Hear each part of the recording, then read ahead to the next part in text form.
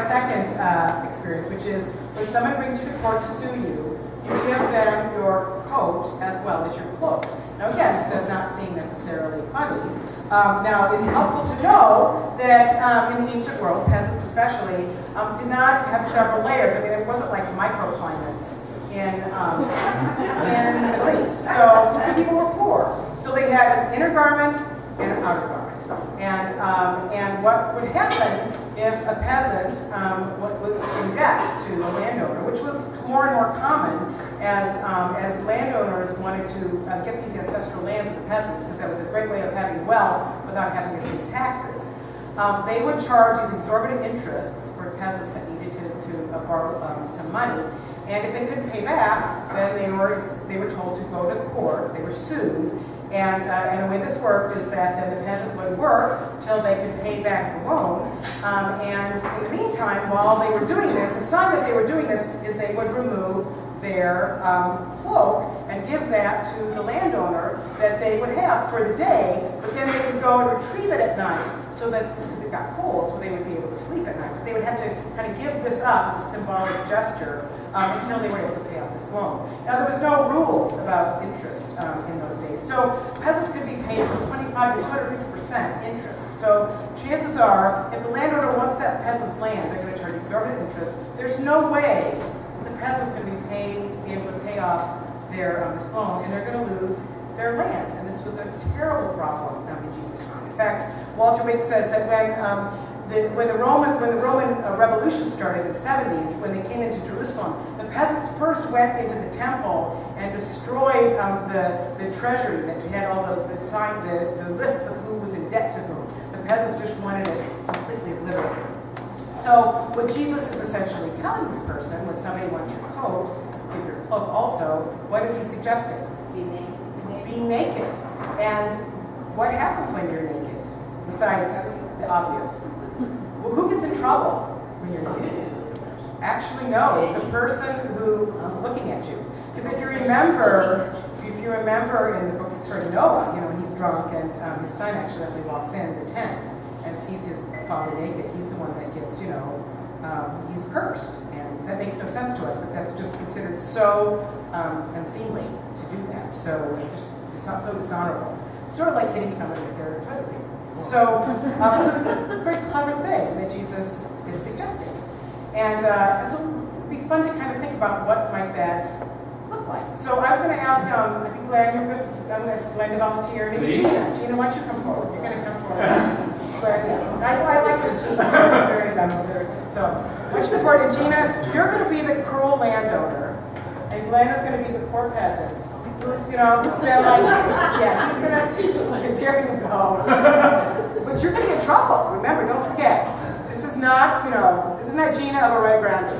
This is Gina of, back in Palestine. Yeah, exactly. So you come to court, you're suing this man, I'm your judge, and what are you going to tell him? You owe me. Yeah? And what's your coat? Your cloak. It's the only one I've got. Judge. You should pay off some money. Did you pay some money? I don't have any money. That's why I owe her money. I don't have it. I work all day, big family. Flock took off. Those are not my problems. Turn it over. Come on. I like it. No mercy, Judge? That's the rule. That's Deuteronomy 24. That's an ordination coat. That's worth a lot.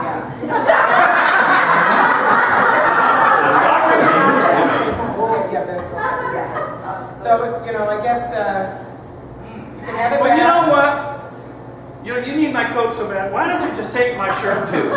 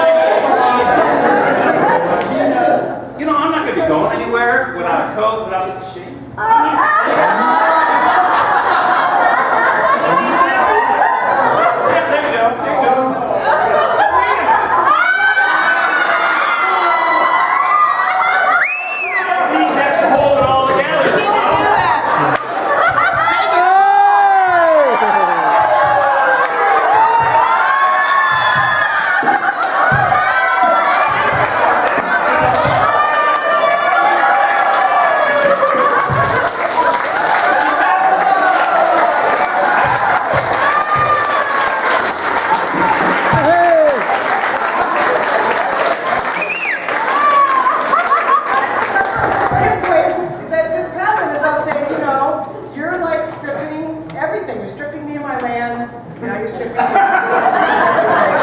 you can imagine how hilarious the peasants are thinking of this, or if this actually ever happened, you know, to see like this poor naked person, and the rich people like running like crazy to get away from looking at this poor peasant's naked body. So,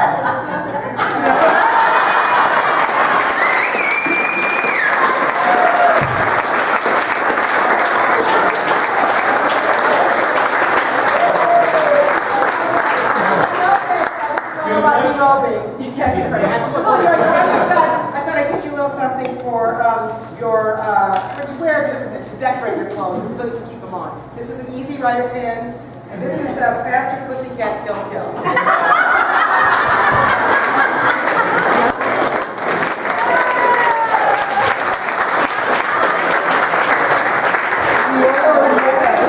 One more quickie, and this is the story about carrying the pack. Now, this would be a rule that was part of the Roman etiquette. And the thought was that a soldier could come up to any peasant, whatever they were doing, and could make them stop what they were doing and carry their pack for a mile. But that's as far as they could go. And then once they were done with that, they needed to carry it themselves, because that would be considered dishonorable to force the peasant to do any more. And so besides, the peasants were needed to on the ground. So what's Jesus saying? When that Roman soldier comes up and who's occupying your land, tells you to move their pack, well, you just take it, you friendly guy, second mile. So let's just see what, because then they would get in trouble if they were seen publicly going more than a mile, then the soldier would get in trouble. So, Rich, why don't you come and be my soldier? You're going to be like, you can be the meat soldier, and I'm just going to put my Jesus bag. Like, this is your pack. Yeah. And so I'm a poor peasant. Working on my fields, be a meat soldier. You know, I'm here. Actually carry it to the next mile marker for me. Yes, I shall. That's fine. Yeah, That's okay. good. You can go a little bit faster. Have you ever heard of Jesus? Who? Talk about love. Love. And Is that a Roman value? peace. I'm old and my back hurts, but I'm having a great time talking with you. Have you ever talked about forgiveness of sins? That's what Jesus is all about. No, I haven't. Oh, well, you might want to think about it. Oh, If I ever have one. here we are at the mile mark. Okay. I'll keep going. Well, no, wait a minute.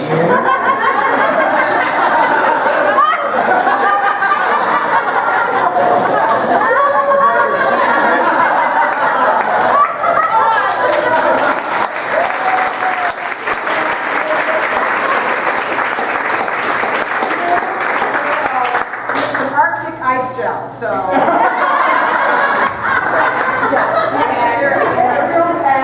And you know, maybe you get a little taste of what it's like in Iowa. It's Arctic ice gel. All right, well, enough of such fun. You know, it's just another testament to the importance of humor and made in biblical ways, bless all our peacemaking efforts. We'll get back to